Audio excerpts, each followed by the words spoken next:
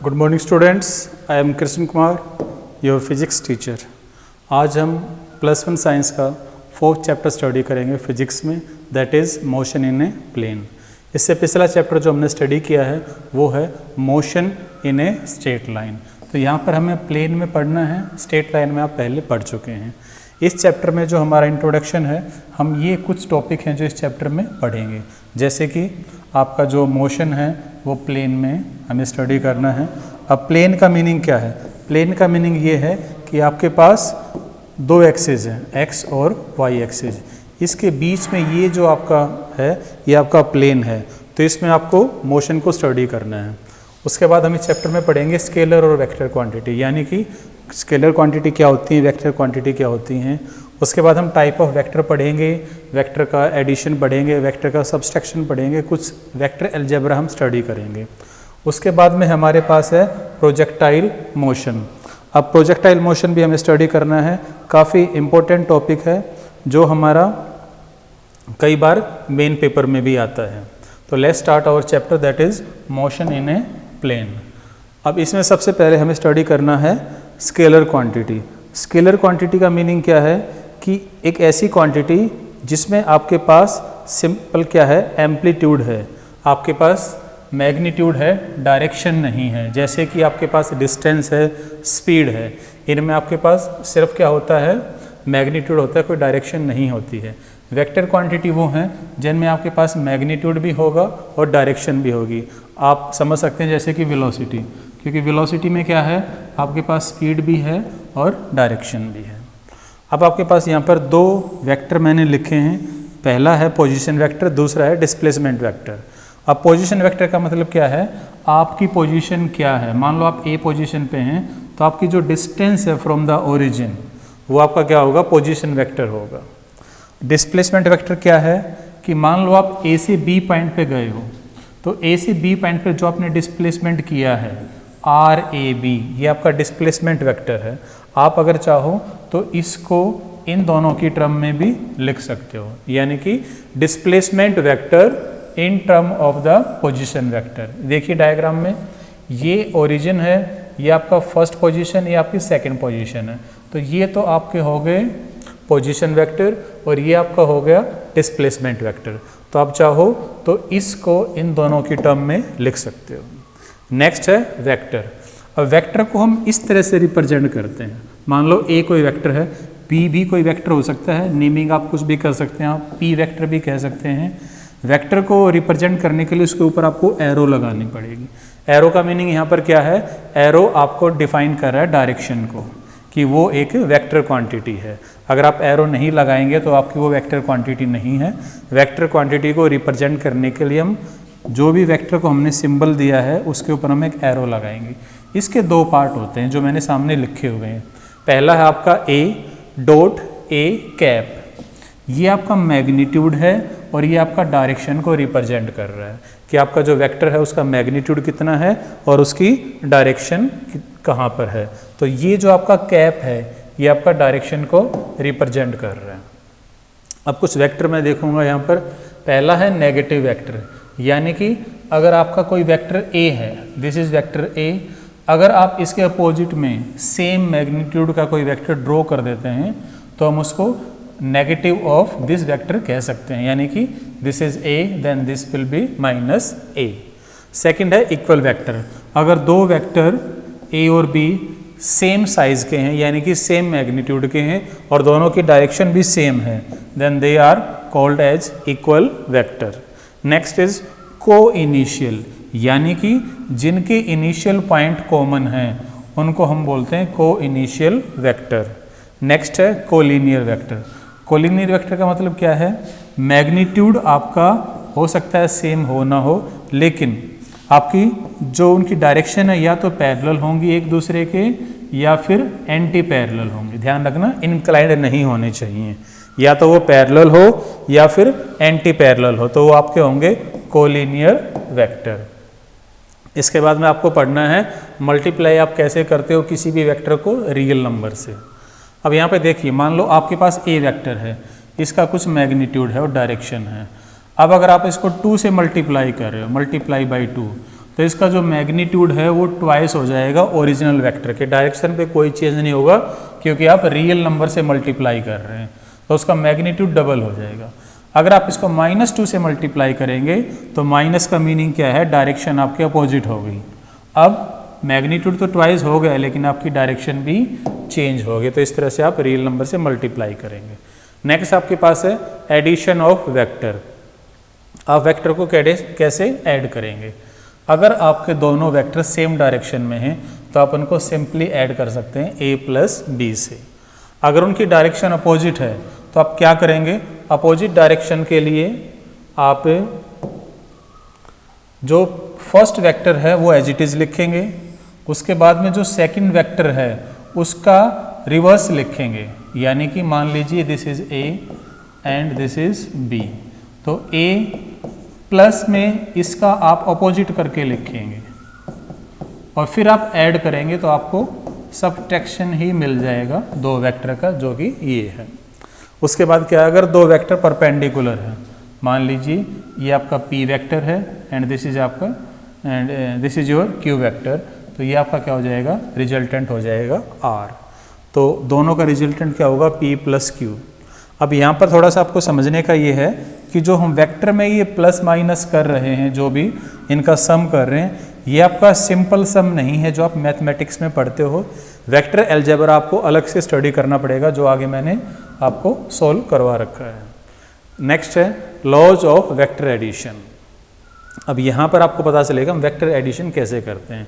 पहला केस आपके पास है ट्राइंगल ऑफ वेक्टर एडिशन। इसमें हम इसको तब यूज़ करते हैं जब आपके दोनों वेक्टर के इनिशियल पॉइंट सेम नहीं हैं। तो आप क्या करोगे, मान लो आपके पास दो वेक्टर हैं a and b। Suppose you are placing a and then at the head of a you are placing the tail of b। जो आपका एरो होता है इसको हम हेड बोलते हैं, पीछे वाले पार्ट को टेल बोलते हैं। तो a को हमने यहाँ पे प्लेस किया, उसके बाद b को मैंने यहाँ पे प्लेस किया। अब मुझे इसको, ट्राइंगल में 3 साइड होती हैं तो इसको ट्राइंगल बनाने के लिए तीसरी साइड से इसको क्लोज करना पड़ेगा। ये मैंने इसको क्लोज कर दिया। अब अगर आपके पास कोई ट्राइंगल है और वो वेक्टर हैं उसमें, तो आपको अगर रिजल्टेंट निकालना हो तो रिजल्टेंट फाइंड आउट करने का बड़ा सिंपल सा तरीका है। आप डायरेक्शन देखिए आपके तीनों साइड्स की, जिस भी साइड की डायरेक्शन आपके अपोजिट होगी वो आपके पास क्या होगा, वो उसका रिजल्टेंट होगा। यहाँ पे देखिए, यहाँ पर a की डायरेक्शन ये है, b की डायरेक्शन ये है, दोनों ही आपके एंटी क्लॉकवाइज हैं, लेकिन r आपका क्या है, क्लॉकवाइज है। इसका मीनिंग क्या है, r आपका रिजल्टेंट है। रिजल्टेंट का मतलब दोनों का ऑप्शन में सम कर रखा है a प्लस बी से। दूसरा आपके पास मेथड है पैरेललोग्राम वाला। इसमें हम क्या करते हैं, अगर आपके पास a और b वेक्टर दोनों का इनिशियल पॉइंट सेम है, को इनिशियल वेक्टर हैं वो, तो ये आपका a आपने प्लेस कर दिया, ये आपका b हो गया। अब हम क्या करेंगे, a के पैरेलल में यहाँ पर एक वेक्टर ड्रॉ करेंगे, b के पैरेलल में यहाँ पे एक वेक्टर ड्रॉ करेंगे, और फिर जो आपका डायगोनल होगा that will be the resultant of your vector a and b। तो ध्यान रखिए, पैरेललोग्राम आपका को इनिशियल वेक्टर के लिए होता है जब दोनों के इनिशियल पॉइंट सेम हो, और ट्रायंगल तब होता है जब आपके दोनों के इनिशियल पॉइंट आपके डिफरेंट हो। इसके बाद आपका polygon law of vector addition, यानी कि अगर आपके पास मोर देन 2 वेक्टर्स हैं, अगर आपके पास 2 से ज़्यादा वेक्टर हैं तो आप कैसे करोगे। यहाँ पे मैंने 3-4 वेक्टर लिए, इन सबको ऐड करना है। तो मैंने क्या किया, पहले a वेक्टर को यहाँ पे प्लेस कर दिया, उसके बाद b वेक्टर को यहाँ पे प्लेस कर दिया, after that c vector, then d vector, इनको मैंने एज इट इज़ यहाँ पर प्लेस करता रहा। अब जो आपका पॉलीगन बना है उसको क्लोज करने के लिए फाइनल साइड आप जो बनाओगे, याद रखिए उसकी डायरेक्शन आपको अपोजिट करनी है। उसकी डायरेक्शन आपने अपोजिट कर दी है। अब देखिए जो रिजल्टेंट है r, ये सभी का सम है। कैसे है, इसको मैं ट्राइंगल लॉ से वेरीफाई कर सकता हूँ। देखिए, suppose this is a, this is b। अगर आपका ये a और b है तो क्या होगा, ये मैंने इसको मिला दिया यहाँ पर, तो ये आपका क्या बन गया, फर्स्ट रिजल्टेंट बन गया। कैसे, इसकी डायरेक्शन ये है, इसकी डायरेक्शन ये है, इसकी डायरेक्शन क्या है, अपोजिट है। तो जो 1 वेक्टर है वो a प्लस b का रिजल्टेंट है। अब एक वेक्टर ये मान लीजिए, एक ये वेक्टर ये मान लीजिए, ये इसका रिजल्टेंट अपोजिट डायरेक्शन के साथ में। तो अब 2 क्या होगा, 1 का एडिशन प्लस सी का एडिशन, 1 प्लस सी का 1 मुझे पहले से पता है, a प्लस बी है, तो a प्लस बी प्लस सी हो गया सेकेंड वेक्टर। अब जो आपका r बच गया रिजल्टेंट, ये क्या है, 2 वेक्टर का सम है और d वेक्टर का, तो r क्या है 2 प्लस d वेक्टर, तो 2 की वैल्यू आप ऊपर से पुट करेंगे, d की हो जाएगी, यानी कि जो ये रिजल्टेंट आया है ये a b c d सभी का आपका क्या है, सम है। अब आपके पास क्या है, मैथमेटिकल फॉर्मूला है triangle law of vector addition के लिए। देखिए, suppose this is vector a and this is vector b, ये 2 वेक्टर हैं आपके। अब यहाँ पर सॉरी, ये आपका सेकंड वेक्टर है, ये आपका रिजल्टेंट है। अब क्या है, जो आपका एंगल थीटा है, जो आपका एंगल थीटा है, ये किसके बीच में है, आपका वेक्टर a और b के बीच में। वेक्टर a और b के बीच में एंगल कितना आपका थीटा है। अब इसको सोल्व करने के लिए मैं एक ट्राइंगल बना रहा हूँ, राइट एंगल ट्राइंगल। तो मैं क्या करूँगा, a को आगे एक्सटेंड करूँगा और यहाँ से एक परपेंडिकुलर ड्रॉ कर दूँगा। अब देखिए ज़रा, अब आपके पास एक ट्राइंगल है। अब इस ट्राइंगल में पाइथागोरस थ्योरम यूज़ करूँगा, तो बड़ा सिंपल है, ये आपका राइट एंगल ट्राइंगल है ONQ। तो ONQ में क्या है, OQ आपका हाइपोटेन्यूज है, तो this square is equal to perpendicular का स्क्वायर प्लस बेस का स्क्वायर, तो ये स्क्वायर प्लस ये स्क्वायर आपका हाइपोटेन्यूज होगा। अब जो आपका ON है, इसको मैंने 2 पार्ट में डिवाइड किया है, OP एंड PN, तो मैंने इसको 2 पार्ट में डिवाइड कर दिया। ये सिंपल आपका a प्लस बी का होल स्क्वायर का फॉर्मूला है, मैंने इसको ओपन किया है। अब मुझे कुछ वैल्यूज़ पुट करनी है यहाँ पर। अब मैं आपको ट्राइंगल लूँगा PNQ, ये आपका P है, ये आपका N है, ये आपका Q है। अगर मैं इसको अलग से बनाऊँ तो ध्यान से देखो ज़रा, इस तरह से बनेगा। ये आपका P है, ये N है, ये आपका Q है। अब ये आपका B वेक्टर है और ये आपका एंगल है थीटा। अब इसमें देखिए, इस ट्राइंगल में क्या है, अगर मुझे कोस थीटा निकालना है तो कोस थीटा क्या होगा, PN by PQ, PN over PQ, base over hypotenuse. यहाँ से मैं PN की वैल्यू कैलकुलेट कर लूँगा, PN की वैल्यू आ गई। इसके बाद यही आपकी जो ट्राइंगल है PNQ, यहाँ पर मैं दोबारा से पाइथागोरस थ्योरम लगा रहा हूँ, तो जो PQ का स्क्वायर है वो क्या होगा, PN square plus NQ square होगा। अब यहाँ से मैं PN स्क्वायर की वैल्यू निकाल लूँगा, ये आपके पास होगा PQ square minus NQ square. अब दोनों की वैल्यू, PN की वैल्यू भी और PN स्क्वायर की वैल्यू जो इस इक्वेशन में मैं पुट करूँगा, तो मेरे पास वापस से ये इक्वेशन बन जाएगी। अब इसमें आप ध्यान से देखेंगे तो ये आपका कैंसिल आउट हो रहा है, रिमेनिंग पार्ट क्या बचेगा, OP square plus PQ square और उसके बाद में 2OPPN, ये मेरे पास इक्वेशन बच गई। अब मैं इसकी वैल्यू पुट करता हूँ। OP क्या है, मेरे पास A है, PQ क्या है, मेरे पास B है, OPA है, और आपका जो PN है वो यहाँ पे हमने निकाला था PQ कोस थीटा, और PQ क्या है यहाँ पर, PQ है B, तो ये B कोस थीटा, ये वैल्यू मैंने वापस से यहाँ पर पुट कर दी। तो ये R स्क्वायर है, उधर जाएगा तो ये इसका अंडर रूट हो जाएगा। तो अभी मैंने इसका रिजल्टेंट निकाल लिया है ट्राइंगल ऑफ वेक्टर एडिशन से, यानी कि आपके पास 2 वेक्टर थे A एंड B, इन दोनों का रिजल्टेंट आपने निकाला है। क्या आया, मैग्नीट्यूड है R is equal to under root A square plus B square plus 2AB cos theta. A जो है वेक्टर A का मैग्नीट्यूड है, B यहाँ पर वेक्टर B का मैग्नीट्यूड है, और थीटा दोनों के बीच में एंगल है। अगर आपको डायरेक्शन निकालनी है तो डायरेक्शन के लिए आप देखिए ज़रा, ये जो आपकी ट्राइंगल थी, ये जो आपकी कंप्लीट ट्राइंगल है, इसमें एंगल है बीटा। ये बीटा किसके बीच में है, A वेक्टर के बीच में है और रिजल्टेंट के बीच में। बीटा जो आपका एंगल है वो A के बीच में है और आपका जो रिजल्टेंट है उन दोनों के बीच में है। यहाँ पर अगर आप टेंजेंट थीटा लिखते हैं तो टेंजेंट क्या होता है आपका, परपेंडिकुलर ओवर बेस। तो मैंने यहीं पर किया है perpendicular over base. Perpendicular QN की वैल्यू मैं पीछे निकाल चुका हूँ B साइन थीटा, और ON को 2 पार्ट में हमने पहले भी डिवाइड किया था, OP प्लस PN। OP आपका A है और PN आपका क्या है, B कोस थीटा। तो ये आप डायरेक्शन फाइंड आउट के लिए यूज़ कर सकते हैं। इसी मेथड को आप पैरेललोग्राम ऑफ वेक्टर एडिशन में भी यूज कर सकते हैं, सेम इसी मेथड को। इसमें क्या करना है, क्योंकि पैरेललोग्राम भी आपका बेसिकली ट्राइंगल ही है, क्योंकि ये आपका ए है, ये आपका बी है, दोनों एक ही पॉइंट से स्टार्ट हो रहे हैं। तो ये आपने इसके पैरेलल ड्रॉ कर दिया, ये आपने इसके पैरेलल ड्रॉ कर दिया, और जो डायगोनल होगा वो रिजल्टेंट होगा। ये दोबारा से ही आपका क्या बन गया, वही triangular law of vector addition बन गया। तो आप इसको भी यूज कर सकते हैं उसी तरीके से। तो यही आपके दो सेम वही फॉर्मूले बनेंगे जो आपके ट्राइंगल लॉ के थे। अब यहाँ पर मैं कुछ केसेस ले रहा हूँ जो एंगल थीटा है उससे।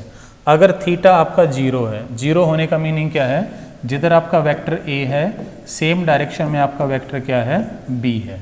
अगर दोनों सेम हैं तो यहाँ पे आप पुट करके देखिए जरा क्या आएगा। यहाँ पर आर क्या बन जाएगा आपके पास है, under root P square plus Q square plus 2pq। Cos 0 1 होता है तो 1 हम नहीं लिखेंगे, तो सिंपल आपका ये एक फॉर्मूला बन जाएगा r is equal to P plus Q का, क्योंकि ये क्या बनेगा, p प्लस क्यू का होल स्क्वेयर। तो आपका अंडर रूट से स्क्वायर कैंसिल आउट होकर क्या बचेगा, r is equal to P plus Q. ऐसे आप एंगल निकालेंगे तो एंगल भी आपका टेंजेंट थीटा क्या आएगा, यहाँ पर 0 आएगा, क्योंकि जब दोनों ही एक ही डायरेक्शन में हैं तो उनका रिजल्टेंट भी क्या होगा, सेम होगा।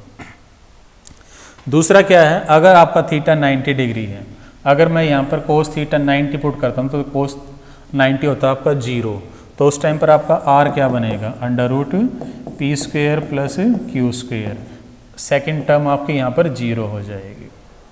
थर्ड जो आपके पास है, अगर आपका थीटा 180 डिग्री है तो जैसे आप कोस 180 पुट करेंगे तो कोस 180 होता है -1, तो आपका r क्या बन जाएगा, under root P square plus Q square minus 2pq बन जाएगा आपका। तो इसको अगर मैं ओपन करूँगा तो p माइनस क्यू बन जाएगा। तो डिफरेंट केसेस हैं।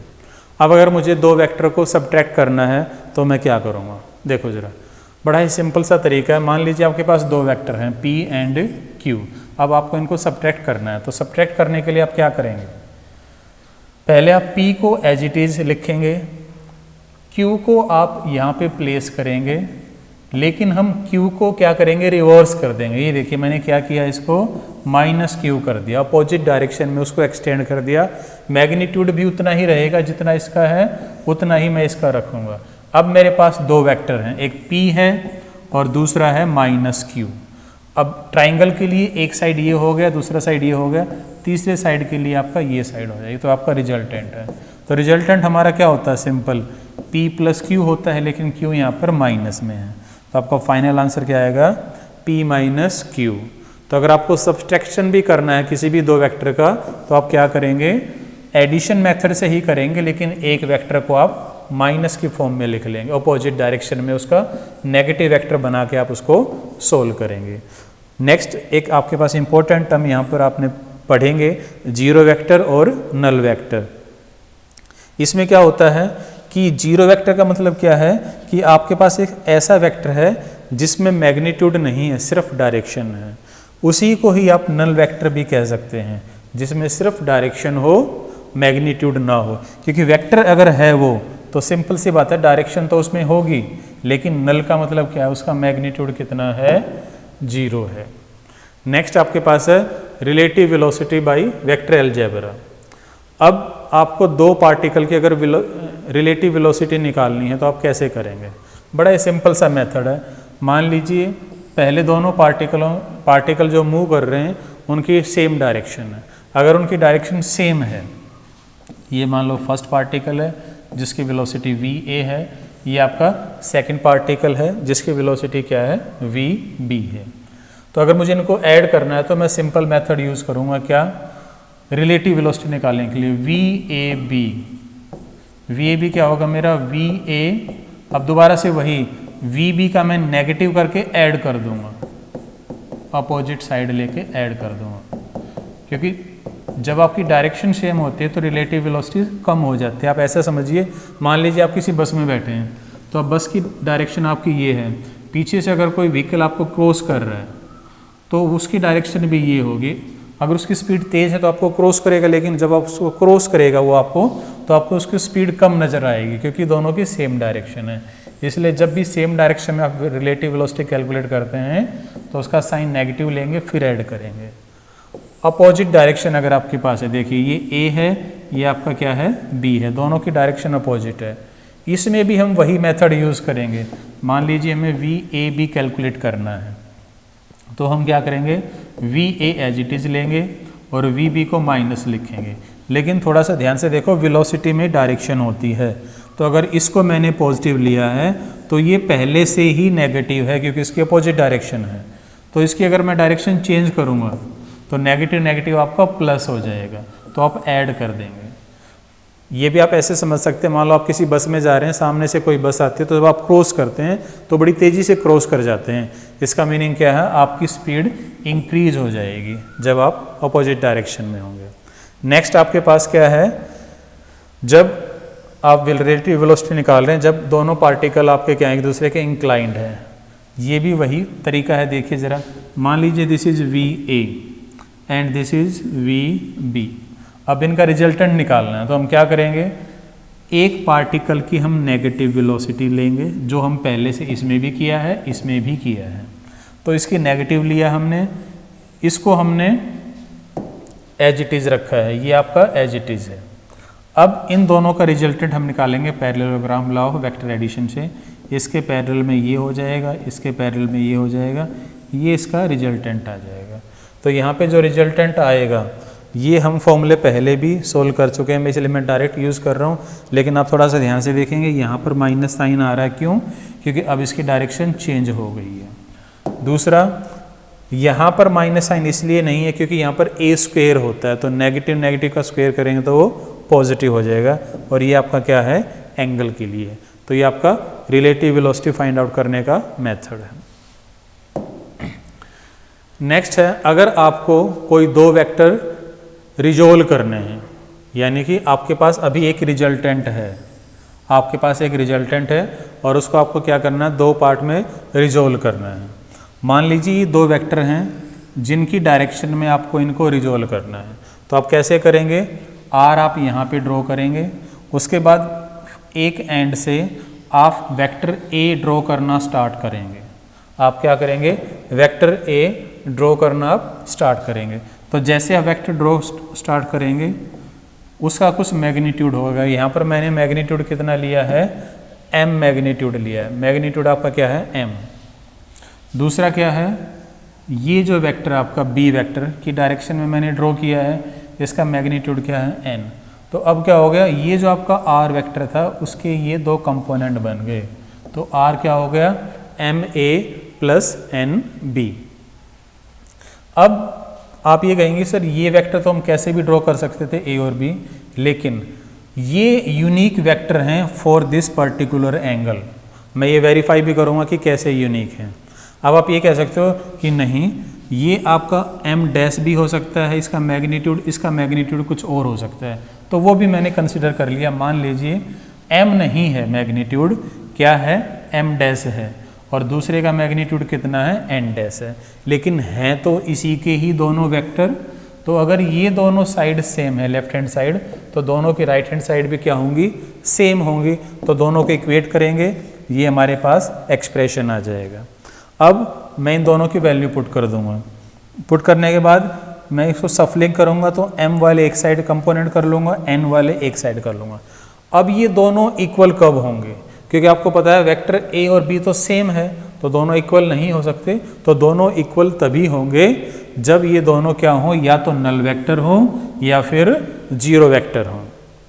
तो अगर ये दोनों नल या जीरो हैं तो a और b तो कैंसिल आउट हो गए, बचे क्या, m minus m dash zero हो सकता है या फिर आपका n minus n dash zero हो सकता है, क्योंकि a और b तो आपको जीरो हो ही नहीं सकते, a और b तो आपके पास कुछ वेक्टर हैं, तो ये आपके जीरो होंगे, ये जीरो होंगे, तो आपका क्या बन जाएगा, m is equal to m dash या फिर n is equal to n dash. इसका मीनिंग क्या है, अगर आप कोई दूसरे कंपोनेंट भी एज्यूम करेंगे तो भी वो इन्हीं के सेम आएंगे। यानी कि एक पर्टिकुलर डायरेक्शन में जो भी आप दो वेक्टर रिजोल्व करोगे वो आपके क्या रहेंगे, यूनिक वेक्टर ही रहेंगे। तो ये आपका फर्स्ट पार्ट था, सेकंड पार्ट में हम बाद में वीडियो बनाएंगे। Thank you.